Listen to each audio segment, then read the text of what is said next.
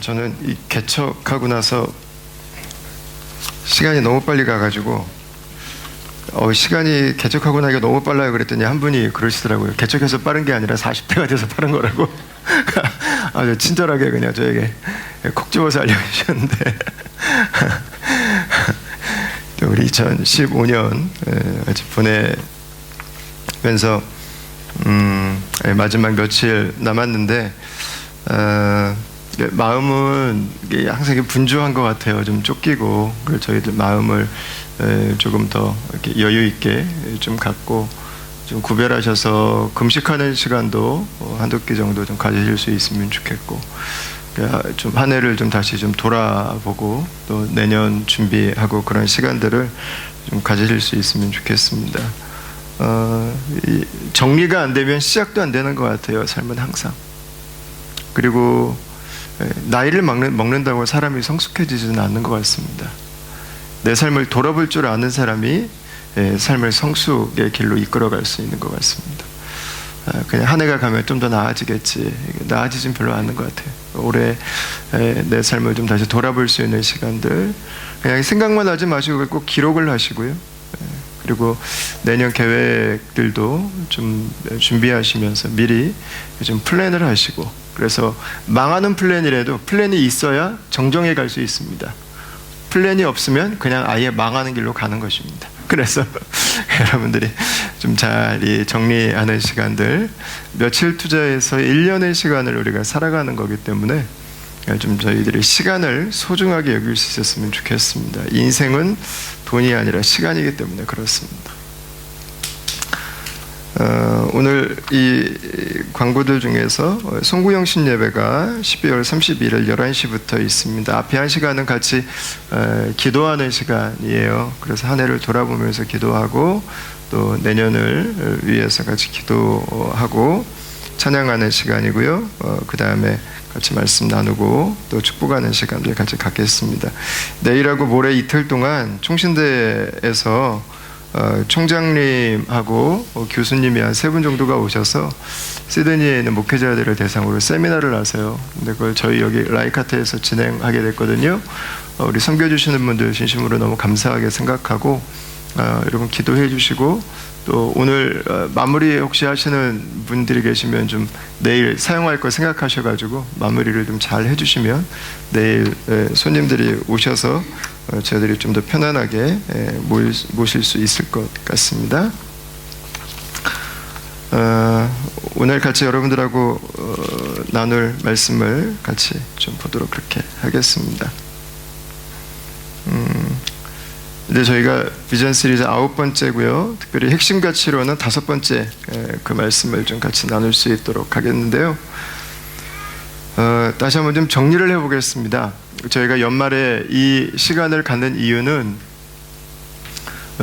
우리 공동체가 시간이 가면서 우리가 어디로 가고 있는 사람들인지, 우리가 무엇을 하고 있는 사람들인지에 대해서 좀 다시 한번 정리하고 내년에 우리의 길들을 준비해 갈 때 그것들을 다시 한번 좀 리마인드 해가기 위해서입니다. 첫 번째 우리의 핵심 가치는 예배입니다. 예배. 당연히 주일 예배를 포함하겠죠. 그죠? 공예배를 포함하겠죠. 그러나 예배는 그 이전의 문제입니다. 예배라고 하는 것은 내 인생의 창조의 하나님을, 그 구원의 하나님을, 그리고 이 세상을 통치하시고 주관하시는 그 역사의 하나님을 나의 하나님으로 고백하는 것입니다. 그것이 예배입니다. 그러니까 예배는 주일날 내가 어떤 장소에 갔다 안 갔다의 문제를 넘는 것입니다. 주일날 내가 특정한 스타일의 노래를 불렀다 안 불렀다의 문제가 아닙니다. 주일날 내가 만나는 어떤 사람들을 만났다 안 만났다의 문제 이상이라고 하는 것입니다. 예배라고 하는 것은 내 인생의 주인이 바뀌는 것입니다. 내 인생의 왕이 바뀌는 것입니다. 주일에 예배하는 곳에 와 있지만 내 삶의 주인은 나일 수가 있다고 하는 것입니다. 그래서 우리 공동체는 예배 공동체를 추구합니다. 그것은 하나님께서 우리의 왕이심을 고백하는 공동체라고 하는 것입니다. 다음에 두 번째로 우리 공동체는 제자 공동체를 추구해 갑니다. 제자 공동체가 된다고 하는 것은 우리가 예배자가 된다고 하는 것, 우리가 하나님을 주로 하나님을 내 인생의 왕으로 고백한다고 하는 것은 예수님 때문에 가능한 것입니다. 예수님께서 하나님과 나 사이에 있던 그 먼 길을 제거해 주셨습니다. 그 원수되었던 관계를 가족 관계로 만들어 주셨습니다. 예수님께서 우리의 구원자가 되십니다. 예수님의 십자가는 나의 죄를 위한 하나님의 희생이셨고, 예수님의 부활은 나에게 생명을 주시기 위한 하나님의 선물이었습니다. 동시에 예수님은 단지 나에게 이 구원자만 되시는 게 아니라 내 삶의 모델이 되시는 분이세요. 내가 어떻게 살아야 되지? 예수님 안에는 답이 있습니다. 내가 어떤 가치를 가지고 살아야 되지? 예수님이 우리 인생의 답이 되는 분이라고 하는 것입니다. 제자가 된다고 하는 것은 다른 것이 아닙니다. 제자가 된다고 하는 것은 내 인생의 가장 중요한 가치가 예수님 그분에게 있기 때문에 그분을 쫓아가는 인생을 살아가는 사람이 되는 것입니다. 그분과 함께 살아가는 사람이 되는 것입니다. 저는 이게 신기하게 나이 차이가 몇 살이 나더라도 부부는 닮더라고요. 이거 진짜 신기한 것 같아요. 아무리 뭐 지지고 먹고 뭐 싫다고 별 난리 뭐 브루스를 쳐도 결국은 닮더라고요. 보면은 뭐라고 하는 구석이 꼭 내 안에 담겨지게 되더라고요. 함께 있으면 닮죠. 내 안에 하나님의 왕으로 좌정하시고 내가 그리스도와 함께 십자가에 못 박혀서 그분과 하나 된 인생을 살아가기 시작하면 여러분 예수님을 닮아가게 돼 있어요. 제자는 누구냐면 예수님 따라쟁이에요. 예수님 따라쟁이. 그분 날마다 흉내내는 사람. 그분의 삶을, 그분의 말을, 그분의 생각을 날마다 반복하는 사람. 그분이 그 사람이 바로 제자인 것이죠. 그러니까 그리스도인은 누구냐면 예수님 따라쟁이들입니다. 예수님 따라쟁이. 그분이랑 살면서 그분을 계속해서 흉내내고 반복하는 것입니다. 그러다 보니까 계속 그분을 닮아가는 거예요. 그분의 모습이 내 안에 하나씩 하나씩 보여지기 시작하는 거예요. 안 보여지는 게 있어서 문제가 아니라 보이기 시작하는 게 중요한 거예요. 그게 제자예요. 다음에 세 번째는 저희는 가족 공동체를 추구해 갑니다. 이것은 믿음은 개인적일 뿐만 아니라 믿음은 공동체적이라고 하는 것을 우리가 인정하는 것입니다. 사실 서구의 신학의 기초에는 개인주의적인 영성이 굉장히 강하게 드리워져 있습니다. 침례교적인 전통이 이런 부분들이 좀 강하죠. 그래서 유아 세례를 인정하지 않아요. 침례교는 꼭 본인의 의지로 예수 그리스도를 주로 고백하고 본인이 하나님의 그 백성으로 살아가겠다고 하는 그 의지적인 결단과 고백이 있을 때만 인정을 해줘요. 근데 성경은 둘 다 있어요. 내 입으로 예수를 주로 시인하고 고백하는 것도 중요하고요. 근데 하나님께서는 아브라함을 부르실 때 하나님은 아브라함만 구원하시기로 작정하시지 않고 아브라함의 자손을 구원하시기로 작정하셨어요. 그게 하나님의 언약이었어요. 언약. 베드로가 고넬료의 집에 가서 복음을 전할 때 고넬료만 세례를 받은 게 아니라 그의 집안이 구원을 받았어요. 그의 집안이 세례를 받았어요. 한 사람만이 아니라 한 사람의 구원으로 인해서 그 공동체가, 그 가정이 함께 구원을 받은 것입니다. 하나님의 나라는 공동체입니다. 하나님의 나라는. 그래서 건강한 복음이 증거된다면 공동체가 회복되게 되어 있어요.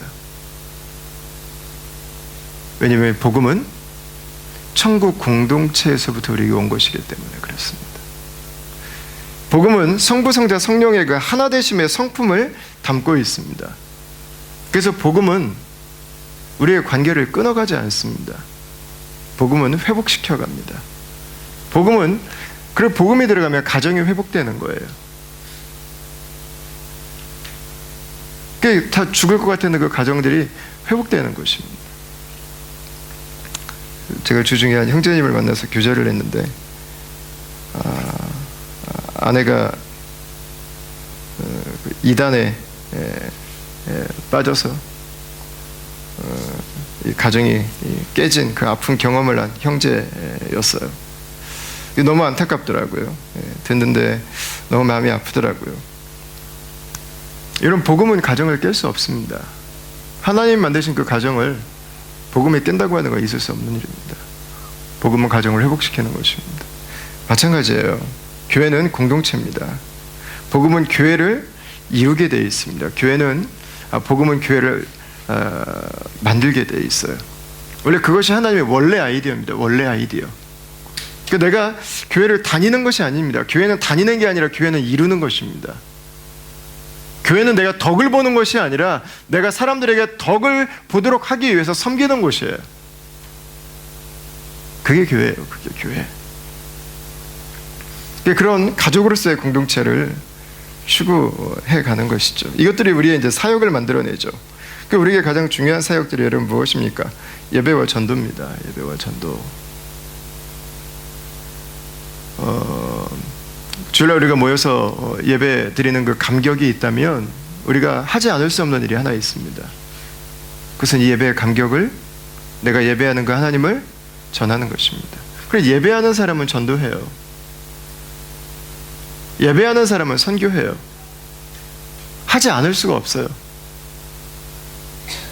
내가 그 하나님을 예배하는 감격과 은혜 가운데 오늘을 살아간다면 이 복음은 내 안에만 머물러 있을 수 없는 것입니다.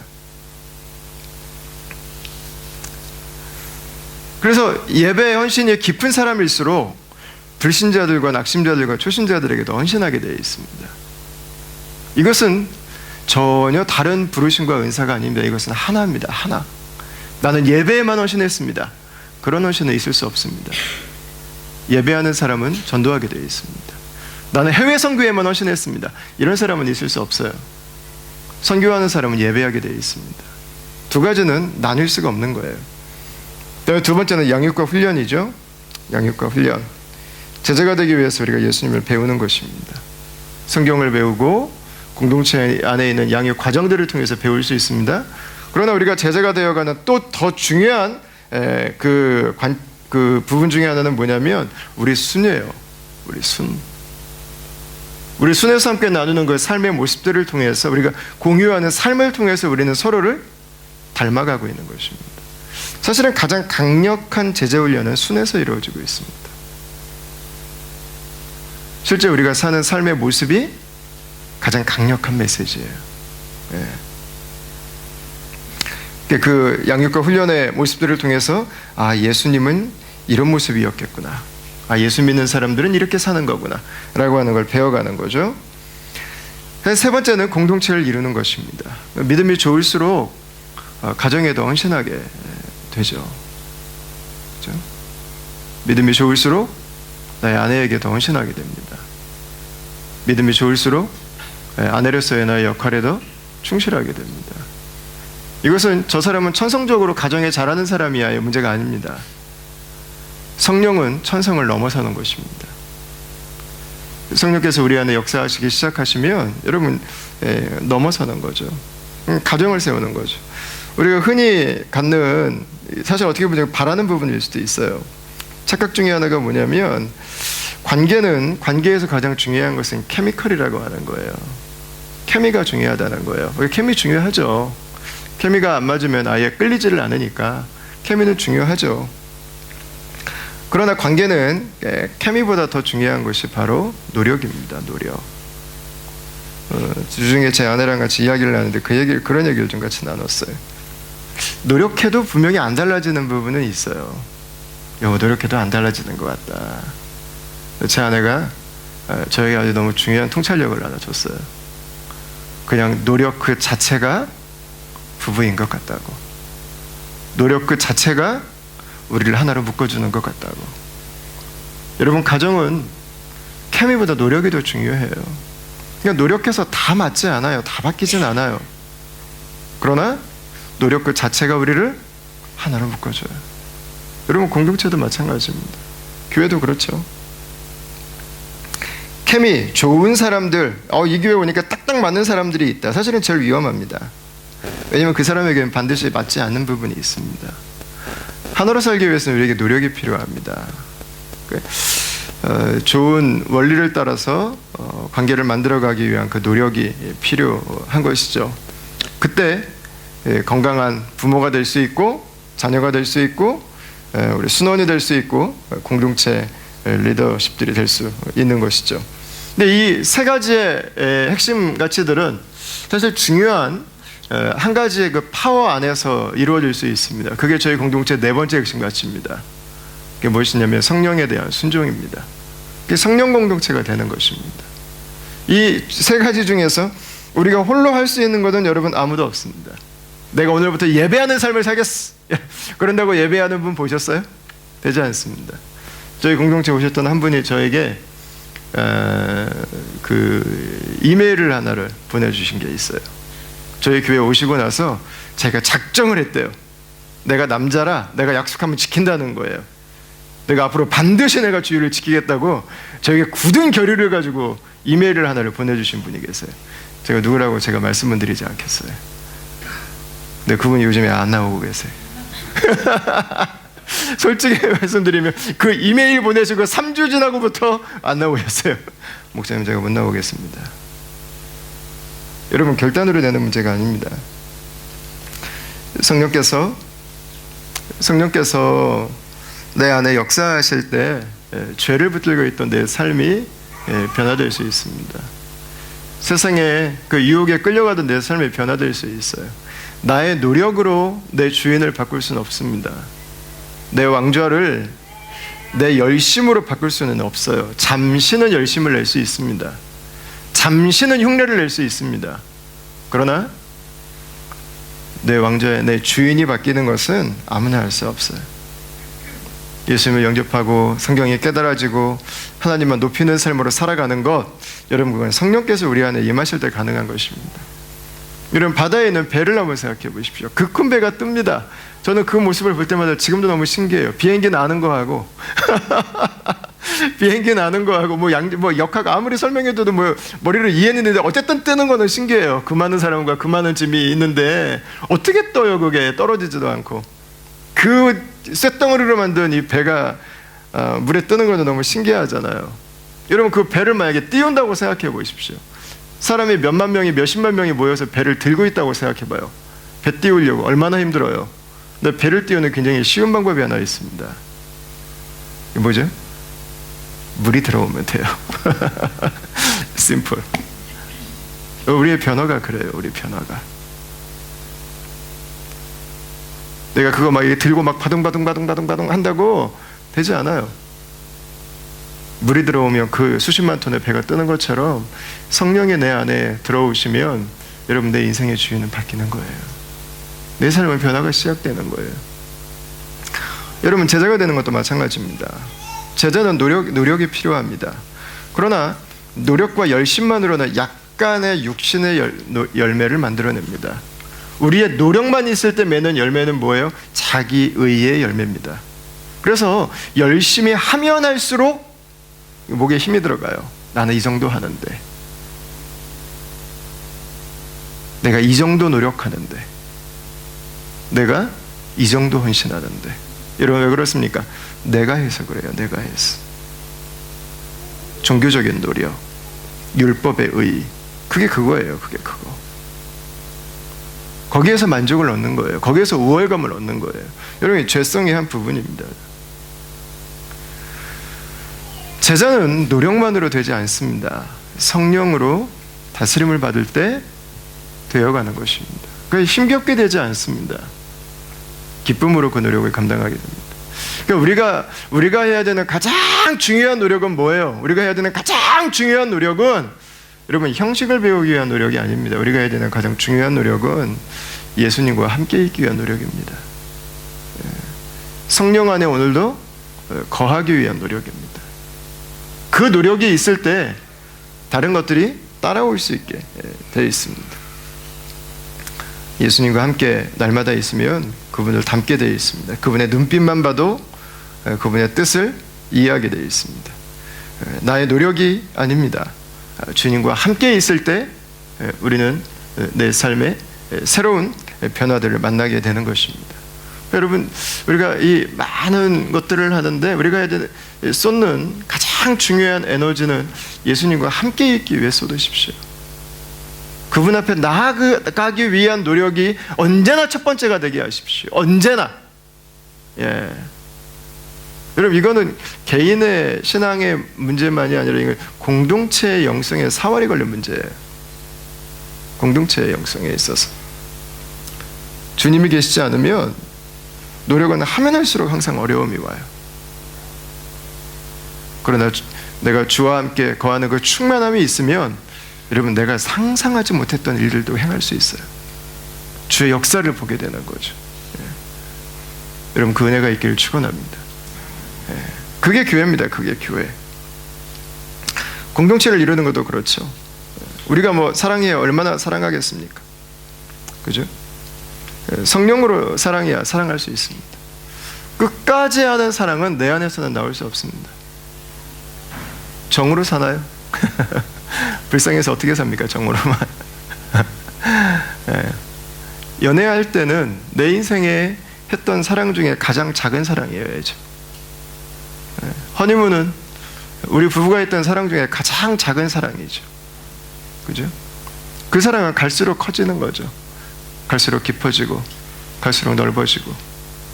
여러분, 주님의 사랑이 내 안에 부어지면 여러분, 그 사랑은 잘하는 것입니다. 가지고 왔던 사랑만 가지고 사는 것이 아닙니다. 여러분, 공동체도 어떻게 내 사랑만 가지고 여러분 우리가 서로를 사랑합니까? 우리 가족도 다 못 사랑하는데 어떻게 여러분 이 옆에 있는 이 한 사람 한 사람 우리가 여러분 다 사랑할 수 있습니까? 마음에 안 드는 거 천지고 살다 보면 부딪히는 거 천지인데 여러분 어떻게 사랑할 수 있어요? 저는 너무 감사한 게 하나님께서 우리에게 하나 되라고 명령하신 적이 없다는 거예요. 야, 좀 하나 돼봐. 여러분, 그런 말씀 찾아보셨어요? 없어요. 그런 말씀이.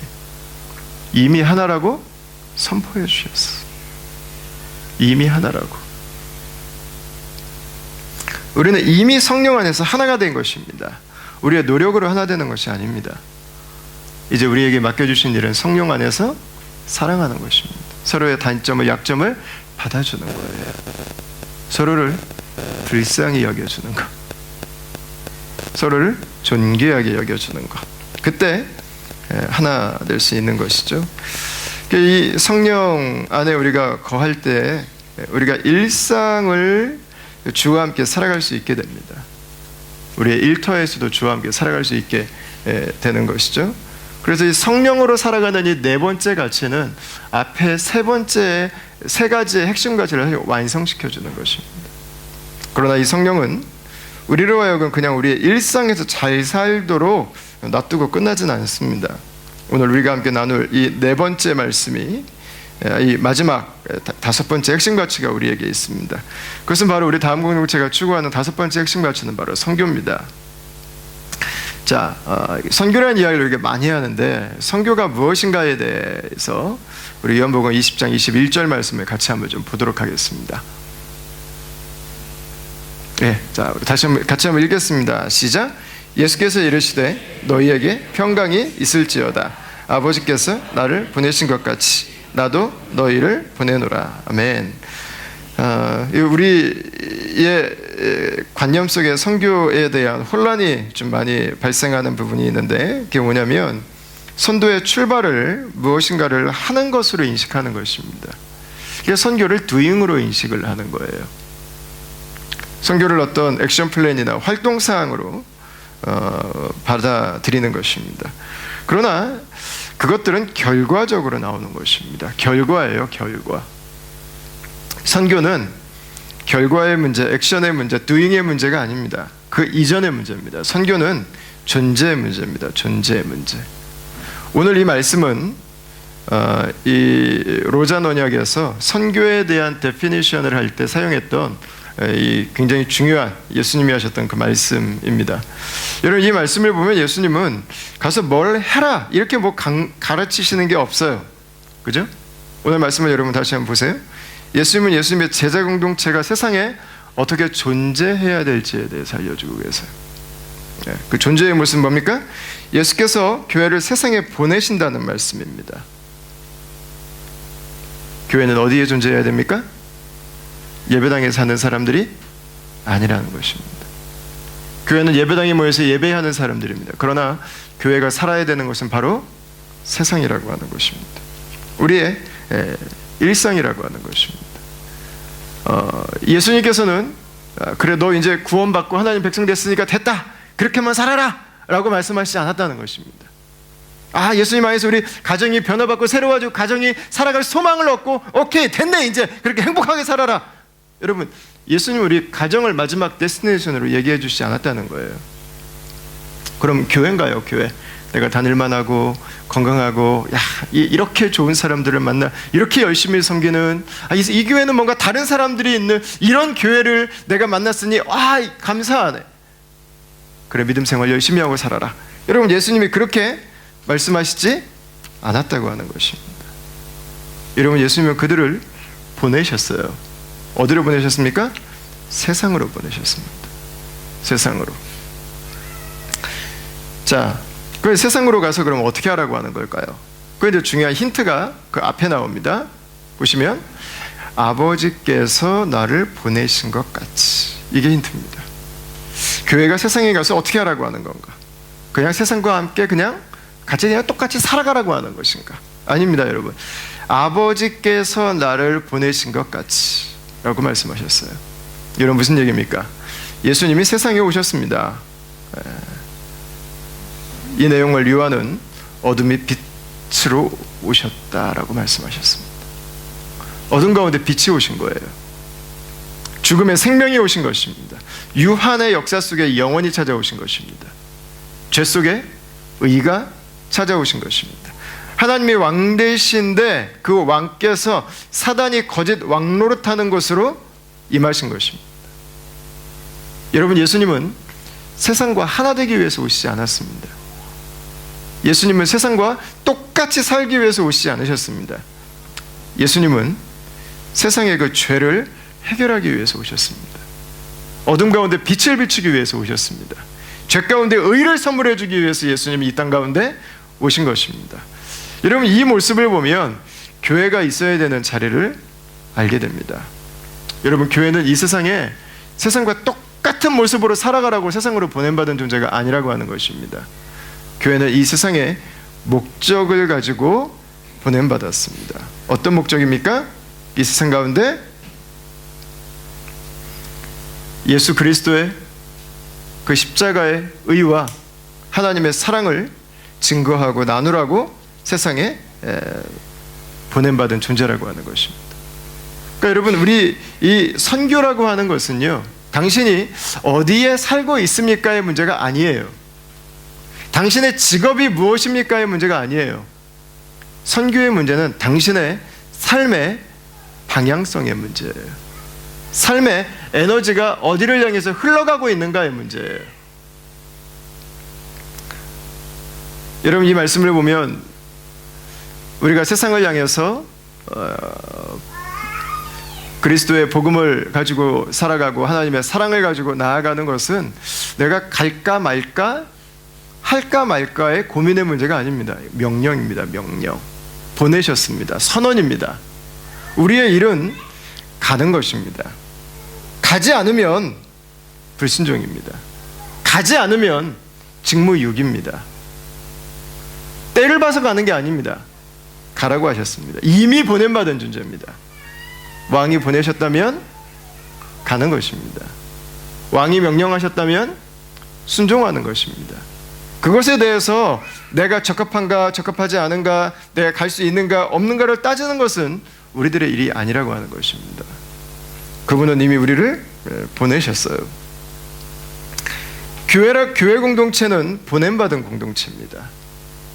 우리 공동체가 보냄받았나 안 받았나, 이 교회는 선교를 열심히 하네, 이 교회는 선교를 안 하네의 문제가 아니라 교회는 예수님께서 세상으로 이미 보내신 공동체입니다.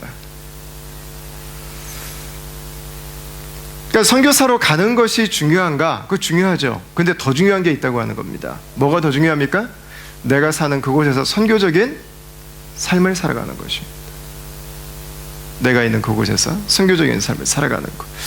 저는 선교지에 방문할 때마다 제가 선교지에 있으면서 선교사님들 중에서 정말 귀하고 헌신된 분들을 참 많이 만났어요. 고개가 숙여지고, 아, 예수님의 제자의 삶을 이런 거구나, 아, 헌신이라고 하는 거는 이런 거구나, 아, 예수님을 섬기며 살아간다고 하는 것은 이렇게 사는 거구나 라고 하는 모습들을 보여준 분들이 너무 많으세요. 근데 그렇지 않은 분들도 계신 걸 봤어요. 선교지에 계시는데요, 그냥 한국 사람이 제3세계 이민 간 것처럼 사시는 분들이 계세요. 복음이 내 삶의 원동력이 되지 않아요. 하나님의 말씀이 오늘 내 삶을 인도해가는 가이드가 아니에요. 더 좋은 부촌에서 아이들 좋은 학교 보내서 교육시키면서, 그러니까 정말 제3세계 이민 가서 살아가는 게 딱 맞는 표현이, 현지인들을 형제 대하듯이 대하지 않고 현지인들을 종 대하듯 대하는 그런 모습들도 있더라고요. 여러분, 선교는 내가 지금 호주 살고 있나, 한국 살고 있나, 미국 살고 있나, 내가 캄보디아에 살고 있나, 내가 일본에 살고 있나, 여러분 그 문제가 아니에요. 선교라고 하는 것은 내가 지금 어디에 있느냐의 문제가 아니라 내가 어떤 모습으로 살아가고 있는가의 문제입니다. 내 삶의 방향성의 문제예요. 여러분, 왜 그분들은 거기 가서 여러분 그렇게 사시게 했어요? 선교사로 가셨는데 왜 그런 일이 일어나겠습니까? 대답은 굉장히 심플한 것입니다. 오늘 여기에서 선교적인 삶을 살지 않기 때문에 거기에 가서도 선교적인 삶을 살지 않는 것입니다. 오늘 여기에서 예수님의 말씀을 가지고 살지 않기 때문에 가서도 예수님의 말씀을 가지고 살지 않는 거예요. 딱 그거예요. 딱 그거. 여러분, 여기에서 예배하지 않는 사람은 가서도 예배하지 않습니다. 여기에서 묵상하지 않는 사람은 가서도 묵상하지 않아요. 며칠은 할지 모르겠어요. 그러나 하지 않아요. 여기서 제자로 살지 않고 여기서 제자 삼지 않는 사람은 여러분 가서도 제자로 살지 않고 가서도 제자 삼지 않습니다. 여기서 성령으로 살지 않는 사람은 가서도 성령으로 살지 않아요. 똑같아요. 다르지 않습니다. 여기에서도 교회를 사랑하지 않는 사람은 가서도 교회를 사랑하지 않습니다. 그대로 하게 되어 있습니다. 여러분, 예수님은 교회를 보내셨어요. 그렇다면 우리가 해야 되는 첫 번째 출발점은 뭐냐면 우리의 삶의 선교의 시작점을 바로 지금 여기로 잡는 것입니다. 이게 중요합니다. 이게 중요해요. 그러니까 내 삶의 첫 번째 일어나야 되는 사역지는 어디겠어요? 바로 나 자신이어야 됩니다. 나 자신. 내 안에 일어난 변화, 내 안에 성령께서 다스리기 시작하시는 그 역사들을 경험하는 것입니다. 그래서 우리가 경험하는 첫 번째 선교지는 어디입니까? 바로 나입니다. 바로 나. 한번 따라했으면 좋겠습니다. 첫 번째 선교지 바로 나입니다. 예, 이게 우리 첫 번째 선교지예요. 선교는 다른 사람에게 하는 게 아닙니다. 바로 나에게 하는 것입니다. 내가 예배의 감격을 모르면 예배를 전할 수 없습니다. 내가 예수님을 만난 그 흥분과 그분을 만난 그 영광스러움을 알지 못한다면 예수님을 전할 수 없는 것입니다. 내가 나의 오늘 사소한 그 일상을 성령과 함께 살아가지 않는다면 여러분, 우리는 성령으로 함께 살아가는 삶을 전하고 나눌 수 없는 것입니다. 내가 오늘 살아가는 만큼 나는 전하게 되어 있습니다. 내가 오늘 누리고 경험하는 만큼 내 삶에 일어난 변화만큼 우리는 소개해 줄 수 있는 것입니다. 여러분, 그래서 우리가 해야 되는 첫 번째 일은 내가 주님의 다스림 가운데 나아가기 위한 노력입니다. 내가 주님께 순종하기 위해서 나를 내어드리는 작업입니다. 내가 오늘도 그분의 사랑 안에 거하기 위해서 열심을 내는 것입니다. 여러분, 시작은 나에게서부터입니다. 나에게서, 나의 가정에서부터, 나의 일터에서부터 선교는 시작되는 것입니다. 이미 시작됐습니다. 우리는 예수 그리스도의 복음을 내 삶으로 전하고 있을 수도 있고, 우리는 이 세상의 복음을 내 삶으로 전하고 있을 수도 있는 것이기 때문에 그렇습니다. 어제 그 주보 복사하는 사역을 하고 계신 우리 송영식 형제님하고 같이 대화를 나눴어요. 1년 동안 토요일에 그 귀한 시간을 매주마다 2시간씩 오셔가지고 복사하는 일을 선교해 주셔서 내가 너무 감사해가지고 끝나고 같이 감사하다고 말씀드리고 잠시 대화를 나누는데, 우리 저 현식 형제님께서 저한테 천국에 대해서 이게 질문을 하시더라고요. 천국에 대해서 본인이 평소에 이렇게 고민하고 계시던 부분들에 대해서 같이 이야기를 좀 나눠주셨는데, 여러분, 천국은 장소의 개념이 아니죠. 그죠? 천국은 우리가 죽어서 가지만 천국은 죽어서 가는 어떤 곳이기 때문에 이곳은 천국과 전혀 동떨어지게 살다가 죽으면 갑자기 천국 가는 게 아니잖아요. 천국은 이미 내 안에 임한 것입니다. 왜요? 예수님 그분이 천국이시기 때문에. 천국을 우리가 여러분 왜 가고 싶습니까? 거기 뭐 금이 있고 은이 있어서 천국을 가겠습니까? 보석이 길바닥에 널렸다는데, 그럼 천국에서 그 보석들은 돌멩이들이에요. 돌멩이들. 널린 건데 그게 뭐 값이 나가겠어요? 천국을 여러분 우리가 가는 이유가 뭡니까? 한 가지예요. 나를 다스리시는 예수님이 계신 곳이기 때문에. 여러분, 죽어서 가는 곳만이 천국이 아닙니다. 지금 예수님께서 나를 다스리시기 때문에 이 땅에서 나는 천국을 살아가고 있는 것입니다. 이미 나는 하나님 나라를 살아가고 있는 것이죠. 여러분, 우리가 이 땅을 살아가는 것은 하나님의 백성들에게 어렵고 힘들고 피해야 되는 것이 아니죠. 이미 하나님의 나라가 나에게 임한 것처럼 나의 가정과 나의 일터에 하나님의 나라가 임하도록 하기 위해서, 여러분, 우리가 이 땅을 살아가는 이유는 죽지 못해 사는 게 아니라 빨리 죽으면 더 좋은 천국에 가는 것이 아니라고 하는 것이죠. 우리가 이 땅을 살아가는 이유는 무엇이겠습니까? 이 천국을 아직 소유하지 못한 자들에게 선물해 주는 것입니다. 그래서 우리의 일상은 사역이라고 하는 것입니다. 우리의 일상은 선교인 것입니다. 여러분, 가정은 사역지예요. 사역지. 천국을 이루어가기 위한 사역지. 우리의 일터는 사역지입니다. 사역지. 선교지예요.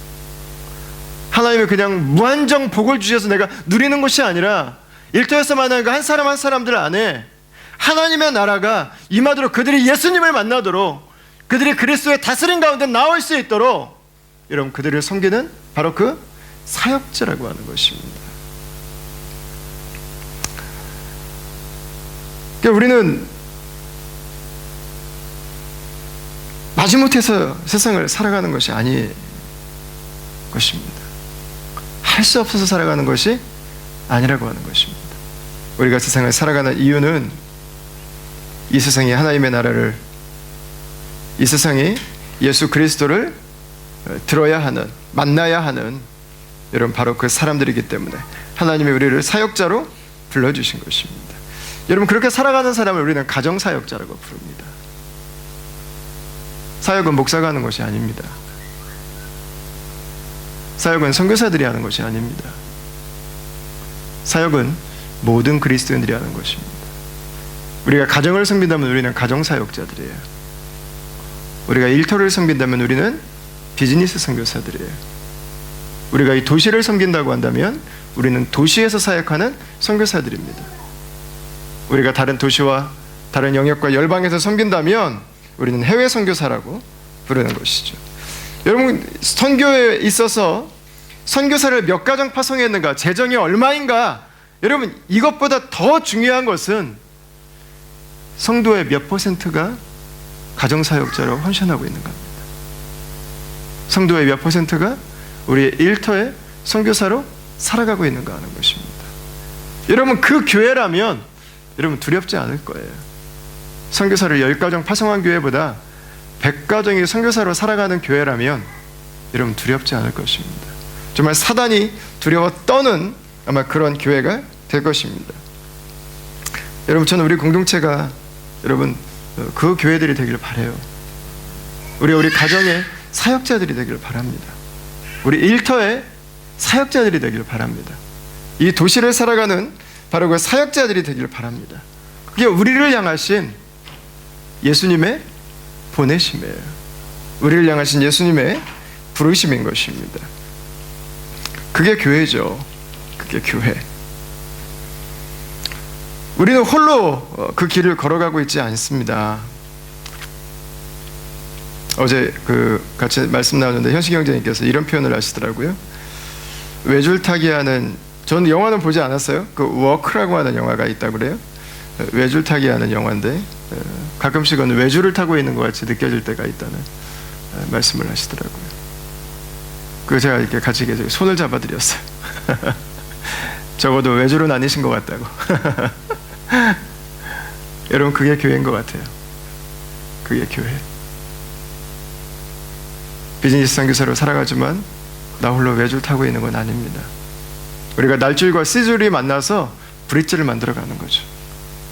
우리 서로서로의 가정이 만나고 일터가 만나고, 이번에 저는 이 뱀 컨퍼런스를 하면서 감사했던 게 여러 교회들이 같이 재정을 내고 또 준비할 사역자들을 내고 처음이었던 것 같아요. 시드니에서 이런 경험이. 교회와 선교단체들, 비즈니스 하시는 분들이 다 같이 모여가지고, 우리 교회만 있는 것도 아니에요. 이 도시에는 여러 교회들이, 여러 단체들이, 여러 기업들이 함께 하나님의 나라를 소망하고 그분의 다스리심이 이 도시 안에 임하도록 하기 위해서 함께 고민하고 있고 함께 기도하고 있고 그 길을 가기 위해서 함께 노력하고 있습니다. 함께 하나님의 인도하심을 구하면서 가고 있는 것이죠. 여러분, 그렇게 이 세상 가운데 존재하면서 우리가 살고 있는 바로 이 도시에, 이 땅 가운데 하나님의 나라가 임하도록 우리가 섬겨가고 있는 것입니다. 그러나 여러분, 우리 이 도시 안에만 머물러 있으면 안 되겠죠? 우리의 사역은 열방으로도 향해야 되는 것입니다. 사도행전 1장 8절 말씀을 좀 다시 한번 보시면요, 자, 우리 이 말씀을 여러분 같이 한번 읽어보겠습니다. 시작. 오직 성령이 너희에게 임하시면 너희가 권능을 받고 예루살렘과 온 유대와 사마리아와 땅끝까지 이르러 너의 증인이 되리라 하시니라. 아멘. 여러분, 여기 보시면 예수님께서 성령이 임하실 때 성령 받은 사람들은 복음을 전하는데 하나님의 나라를 가지고 살아가는데 어디까지 가냐고 하셨냐면 예루살렘과 온 유대와 사마리아와 땅끝까지 이르러서 내 증인이 되리라고 하셨습니다. 여러분, 여기에서 이 한국말 성경에는 과, 와, 와로 연결이 되어 있는데 이게 꼭 시간 순서처럼 한국말로는 표현이 되어 있어요. 근데 이게 헬라어로는요, 시간 순서가 없어요. 카이라고 하는 그 동격 접속사로 연결이 되어 있어요. 무슨 말이냐면 예루살렘부터 땅끝까지 동시에 복음을 가지고 간다고 이야기를 하고 있는 것입니다. 동시적인 사건입니다. 어떤 분들은 당장 가정의 구원을 위해서 더 많은 기도가 필요합니다. 그러나 아직 우리 가정이 다 구원받지 않았지만 하나님은 어떤 사람들을 세계 선교를 위해서 보내실 때가 있습니다. 아니, 지금 우리 집도 다 구원 안 되는데 무슨 세계 선교를 말하냐? 여러분, 그렇게 하면 안 된다는 것입니다. 아니, 지금 열방과 땅끝에 구원받을 사람들이 얼마나 많은데 지금 가정 구원만 말하고 있는가? 여러분, 그렇게 말하면 안 된다고 하는 것입니다. 다 해야 돼요.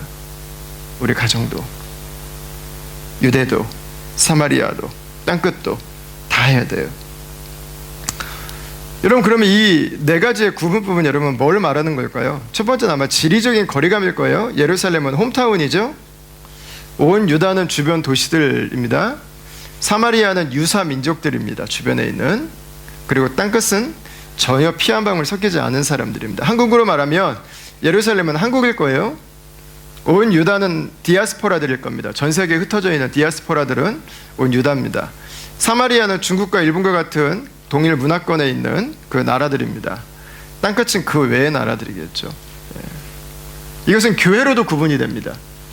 예루살렘은 내 나라의 말과 문화로 복음을 들을 수 있는 지역이 예루살렘입니다. 예, 유다는 내가 살고 있는 도시는 아니지만 어딘가에서 내가 사용하는 언어와 문화로 복음을 들을 수 있는 그 지역을 의미한다고 볼 수 있습니다. 사마리아는 자기 민족교회는 없지만 그 비슷한 문화권 교회를 통해서 복음을 들을 수 있는 지역을 말하고요. 땅끝은 전혀 복음을 들을 수 없는 지역들을 이야기하고 있는 것입니다. 어쨌든 이 네 가지는 복음으로부터 얼마나 멀어져 있는가를 의미하는 그 내용들로 사용이 되어 있습니다. 근데 여기에 모든 곳에 복음이 증거되어야 된다고 예수님 말씀하셨어요. 근데 오늘날에는 이 네 가지 구분법에서 사실 약간 예외가 생겼습니다. 이 당시에는 저 구분법이요 칼같이 적용됐어요. 근데 오늘날에는 이 구분법이 칼같이 적용되지 않아요. 이유가 뭐냐면 여러분들하고 저 때문에 그렇습니다. 이민자들 때문에 그래요. 이민자들이 많아져 버렸어요. 이민자들이 많다 보니까 땅끝에 있어야 되는데 배 타고 몇 달 가고 비행기 두세 번 갈아타고 차 타고 열 몇 시간 들어가야 땅끝이 나와야 되는데 땅끝이 우리 곁으로 찾아와 버렸어요. 땅끝이 우리 옆집에 같이 살아버리기 시작하는 거예요. 호주만 해도 여러분 가정에서 영어를 사용하지 않는 그 민족들이 41%나 됩니다. 어마어마한 숫자입니다. 겉으로는 다 백인이지만 가서 말하는 거 들으면 영어 쓰지 않은 사람들이 굉장히 많아요. 여러분 땅끝이 그냥 우리 옆으로 온 거예요. 우리 옆으로. 하나님께서 땅끝을 흐트러 버리고 계신 거예요. 저는 요르단까지 가서 시리안 난민을 만나고 왔는데 호주에는 10,000명 정도의 시리안 난민을 받고 있습니다. 여러분 수단 난민, 아프간 난민 뭐 다 들어와 있습니다. 그죠? 근데 땅끝이 이제 그렇게 멀리 있지 않아요. 땅끝을 만나기 위해서 이제는 멀리만 가야 될 이유가 이제 없어진 시대가 된 것입니다. 땅끝을 가기 위해서 이제 많은 돈을 들이지 않아도 되는 시대가 된 것입니다. 저는 요르단에 있는 아랍교회에서 형제 자매들을 만나고 왔는데 바로 호주에 아랍교회가 있습니다. 아랍 문화와 아랍 종교에서 회심한 분들이 바로 이 호주 안에 살고 있는 것입니다. 그러니까 점점 이 땅끝의 기준이 흐려지고 있어요. 예수님 말씀하시죠. 땅끝으로 가라고, 가서 복음을 전하라고. 여러분, 우리는 이 말씀을 두 가지로 다 우리는 순종해야 될 필요가 있습니다. 하나는 실제로 땅끝으로 가야 됩니다. 땅끝까지 가야 됩니다. 그러나 동시에 우리 옆에 와 있는 땅끝을 우리는 섬길 수 있어야 되는 것입니다. 우리는 캄보디아에 지금 주력을 하고 있어요. 메인 부대들의 파송 선교사들이 지금 다 캄보디아 쪽에 가 있습니다. 여러분들 호주의 리버풀에 캄보디아 교회가 있습니다. 멀리 있는 캄보디아도 우리가 가야 되지만 가까이 있는 캄보디아도 얼마든지 같이 교제하고 섬길 수 있는 것입니다. 저희 교회는 이 순안에서 함께 이 선교를 실행해가고 있습니다. 물론 혼자서도 할 수 있습니다. 뭐 단체를 통해서 후원을 할 수도 있고 개인적인 관심을 가질 수도 있고, 그러나 함께하면 구체적인 열매를 볼 수 있습니다. 순이라고 하는 그 작은 교회를 통해서 그 교회 안에 뿔뿔이 선교가 시작될 때 그 교회는 이 선교 명령에 구체적으로 순종하는 역사들을 보게 되는 것입니다. 어떤 순들은 굉장히 저돌적으로 정말 헌신해서 그 역할들을 감당해 주시는 순들이 있습니다. 몇몇 순들은 정말 생각했던 것 이상으로 본인들이 후원하고 본인들이 기도하고 있는 그 순들을 위해서 섬기고 있는 분들이 있어요. 또 같이 교제하고 기도하고 또 헌금을 보내면서 꾸준히 그 일들을 행하시는 분들도 있습니다. 여러분, 순에서 모이는 몇 명이면 얼마든지 할 수 있습니다. 순은 한 영혼이 구원받을 수 있는 곳이고요, 천국의 공동체를 경험할 수 있는 곳이고요, 동시에 세계 선교를 감당하는 전진기지가 될 수 있습니다. 우리의 일상과 우리의 일터가 하나님의 나라로 변해가는 그 현장이 될 수 있는 것입니다.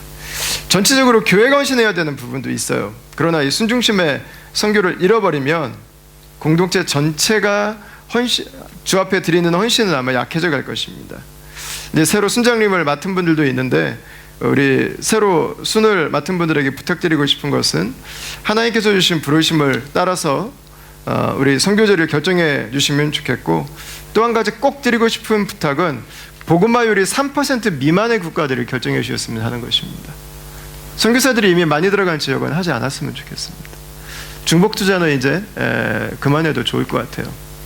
선교사들이 들어가지 않은 곳, 정말 복음이 필요한 곳, 복음화율이 3% 미만의 절대 복음이 필요로 하는 그 지역에 우리가 후원을 하고 그분들을 교제하고 또 그분들과 함께 선교 갈 수 있었으면 좋겠습니다. 그리고 혹시 여러분들 중에서 내가 어디를 해야 될지 모르겠다 하시는 분들은 이번에 다녀온 요르단 그 교회들을 여러분들이 참고해 주시면 좋을 것 같아요. 요르단은 지금 제가 방문했던 마플라크라고 하는 도시가 인구가 15만 명인데 교회가 2개 있습니다. 조금 큰 교회는 한 60명 모이는데요. 절반이 선교사들이고, 그리고 요르단 성도들은 약 30명 정도 됩니다. 이게 이제 작은 교회인데, 작은 교회를 는 20명 정도 모이는데 이 부부가 작은 교회를 섬기는 사역자들입니다. 남편은 치기공을 하고 계시고요. 아이가 셋이 있고, 이 부부가 보니까 모든 사역을 감당하고 있어요. 형제는 신학까지 했더라고요. 그래서 제가 왜 풀타임 사역을 하지 않아요? 라고 물어봤어요. 사역이 너무 지금 크고 많고, 시리아 난민 사역부터 시작해서 회심 많은 무슬림들, 그분들 양육하고 예배 섬기고 하는 모든 일들을 다 하시더라고요. 그래서 제가 신학까지 하는데 왜 목사 한 수 받고 풀타임으로 사역하지 않아요? 물어봤어요. 그랬더니 이유가 심플하더라고요. 지금 남편이 일을 하지 않으면 교회에서 서포트가 안 된다는 거예요. 연결되어 있는 것도 전혀 없고, 그래서 아무것도 안 된다는 거예요. 그러니까 지금 이분들은 우리 목회자들이 이제 그 내년부터 순모임을 갔는데, 지금 마플락 순이나 아니면 나자렌 순이나 목회자 순으로 해가지고 지금 이 가정을 후원하려고 생각하는데, 혹시 새로 순장님들 하시는 분들 중에서도 후원하기를 원하시는 분들이 있으시면 우리 이 부부를, 이 가정을 같이 후원해 주셔도 좋을 것 같아요. 호주 달러로 한 200불 정도면 두 부부가 같이 사역하는데 좀 기본적인 지금 하는 거에서 조금 더 도움이 좀 될 수 있을 것 같아요. 다음에 한번 보시면 나자렌 교회예요. 여기 이거는 제가 예배 마치고 이 교회 장로님 저 세 분하고 같이 사진을 찍은 건데, 저 교회 자체를 후원하는 것입니다. 교회 자체를 지금 후원받는 곳이 하나도 없어요. 그리고 토요일마다 시리안 난민 아이들을 위해서 성경학교를 하고 있는데 아이들이 한 100명 정도 모여요. 그리고 여성분들도 지금 여러분 모이고 있고, 또 보이지 않게 시리안 난민 가정들, 또 요르단 현지인들 가정들을 그 방문하면서 복음을 전하고 또 제자 양육하는 그 일들을 감당해 나가고 있습니다. 그래서 여러분께서 이 교회 자체를 후원하시는 것도 좋은 하나의 방법이 될 수 있고요. 다음에 한번 보시죠. 네, 이 부분은 그 마플라크에 있는 선교 병원이에요. 선교 병원에서 일하는 그 한 형제인데, 이 형제는 이집시언입니다. 이집트에서 법을 전공했습니다. 카이로에서. 아내는 요르단에서 약학을 전공했습니다.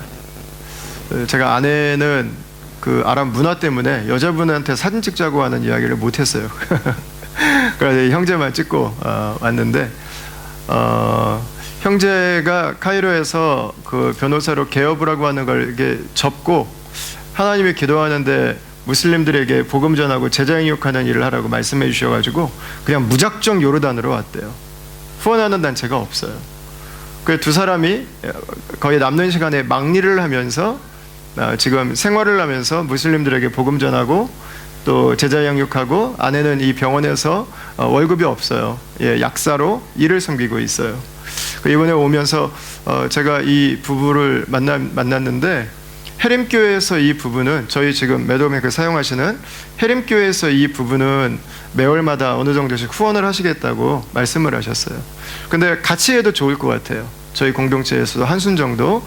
그래서 혹시 여러분께서 내가 후원하고 싶은 마음이 있다는 생각이 드시면 말씀해 주셔서 같이 좀 꾸준히, 일시불로 하시는 건 좋지만 그냥 순회해서 후원을 좀 꾸준히 해주실 수 있으면 좀 좋겠다는 생각이 들어요. 자, 계속해서 우리에게 주신 그 에너지들을 나누고 사용해서 우리의 삶의 그 에너지들이 우리 안에만 고여있지 않고 계속해서 세상을 향해서 나아가는 것입니다.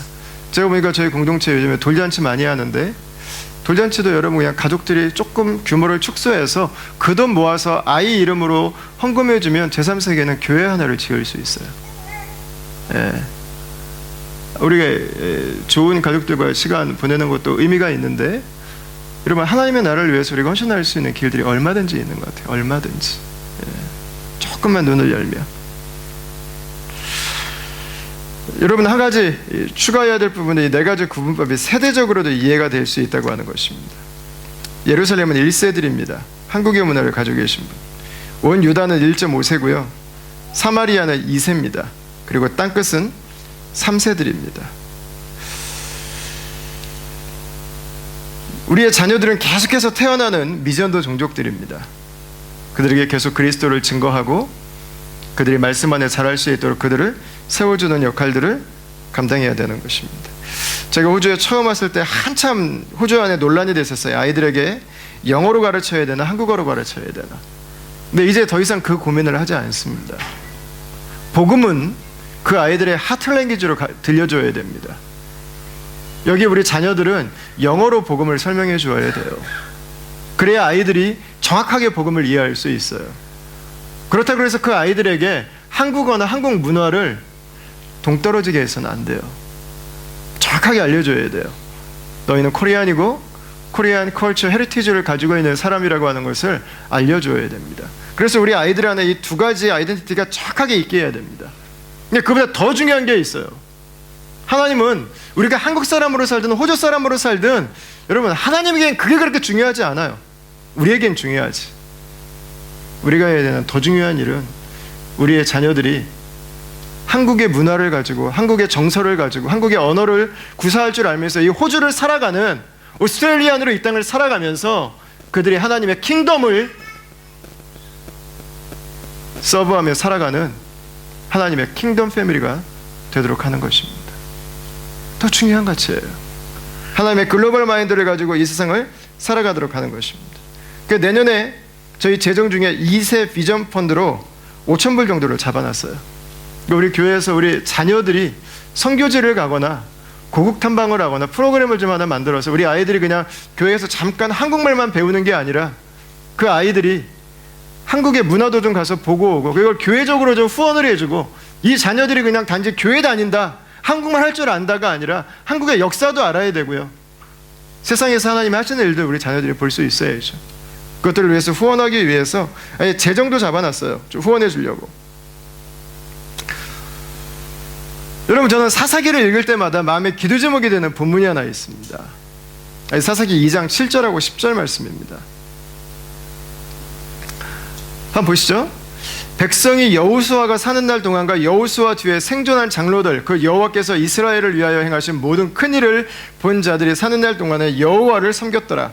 여호와의 종 눈의 아들 여호수아가 110세에 죽으며 그 세대의 사람도 다 그 조상들에게로 돌아갔고 그 후에 일어난 다른 세대는 여호와를 알지 못하며 여호와께서 이스라엘을 위하여 행하신 일도 알지 못하였더라.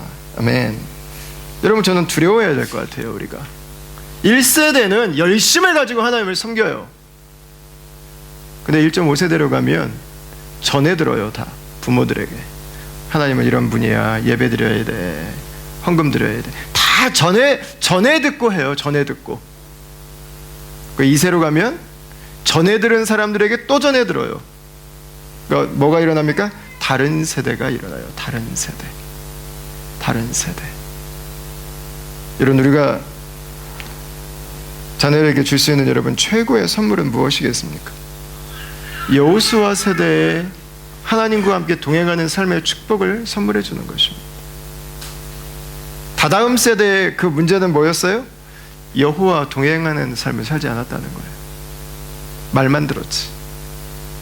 우리 자녀들에게 줄 수 있는 최고의 선물은 예수 그리스도와 동행하는 삶을 살아가도록 그들을 격려해 주는 것입니다. 여러분 자녀들을 너무 쉽게 편하게만 키우지 않았으면 좋겠습니다. 자녀들에게 복음을 가르치십시오. 자녀들이 하나님 나라를 밟도록 하십시오. 우리의 자녀들이 열방을 보고 오도록 하십시오. 하나님이 어떤 일들을 행하시는지를 그들이 경험하도록 하십시오. 자녀들 여러분이 세상의 가치에만 몰두해서 세상의 자녀들 키우는 것처럼 여러분 그렇게 키우면 안 돼요. 온통 이 세상의 그 관심사들로 붙들려 있으면 안 됩니다. 하나님 우리 자녀들에게 당신의 성령으로 임하여 주시옵소서. 하나님 우리 자녀들에게 당신의 말씀이 심어지게 하여 주시옵소서. 우리 자녀들이 하나님의 인도하심 가운데 살게 하여 주시옵소서. 믿음의 세대가 일어나게 하여 주시옵소서. 성령의 세대가 일어나게 하여 주시옵소서. 이런 것은 내 안에 일어난 변화처럼, 우리의 가정에 일어난 변화처럼, 그 일들이 우리의 일터에 일어나길 원하는 것처럼, 그 일들이 우리 공동체 안에서 열방 가운데 일어나길 원하는 것처럼, 여러분 우리 자녀 세대는 바로 그것을 경험해야 되는 또 다른 선교지라고 하는 것입니다. 요엘서 말씀을 우리 같이 한번 읽으면서 오늘 기도 제목을 좀 삼았으면 좋겠습니다. 같이 한번 읽겠습니다. 시작. 그 후에 내가 내 영을 만민에게 부어주리니 너희 자녀들이 장래의 일을 말할 것이며 너희 늙은이는 꿈을 꾸며 너희 젊은이는 이상을 볼 것이며. 아멘. 여러분 우리가 언제 우리의 에너지가 여러분 세상을 향해서 나아갈 수 있겠습니까? 성령께서 우리에게 부어질 때입니다. 여러분 저는 이게 우리의 기도 제목이 되길 바라요. 하나님 우리 자녀들에게 하나님의 영을 부어주시옵소서.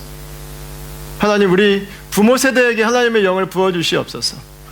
하나님 우리 노인들에게 하나님의 영을 부어주시옵소서.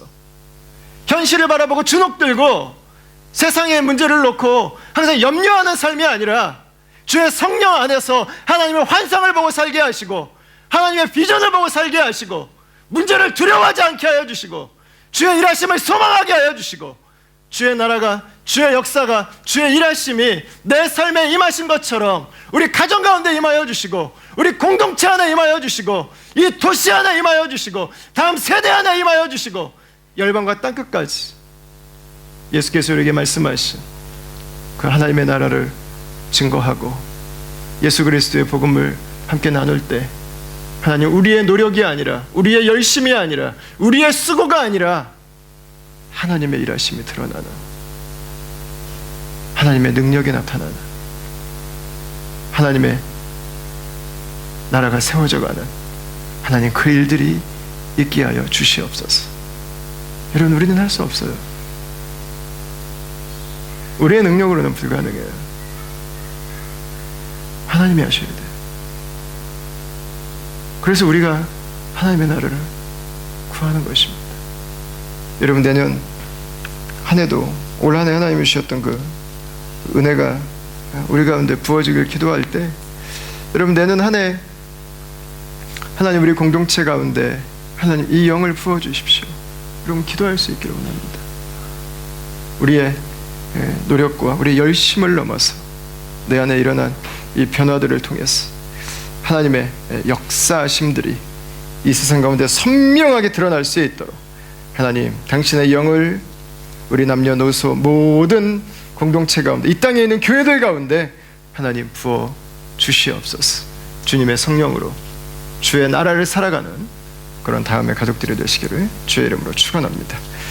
이 시간에 우리 같이 한번 찬양하겠습니다. 우리 마지막 날에 내가 나의 영으로 모든 백성에게 부어주리라. 우리 찬양 함께 하시면서 여러분 주님 앞에 한 주간의 감사의 마음들을 함께 담아서 그 봉헌하는 시간들을 갖도록 하겠습니다.